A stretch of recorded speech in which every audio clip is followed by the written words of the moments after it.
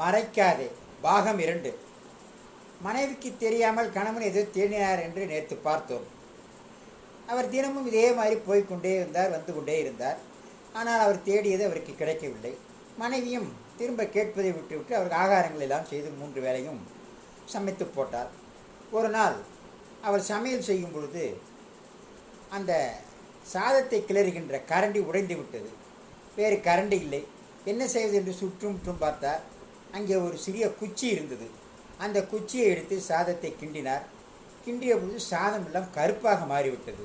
அச்சுச்சோ, கருப்பாக மாறிவிட்டதே, கணவர் வந்தார் திட்டுவாரே, என்ன செய்வது என்று திரும்பவும் புதிதாக பானை வைத்து புதிதாக சோறு சமைத்தார். கணவன் வந்த பொழுது என்ன செய்தாய் என்று கேட்டார். உங்களுக்காக தனியாக சாதம் அடித்தேன் என்றார். ஏன், நீ ஏன் சாப்பிடவில்லை என்றார். நான் எனக்காக செய்த ஒரு சாதத்தை கருப்பாக இருந்தது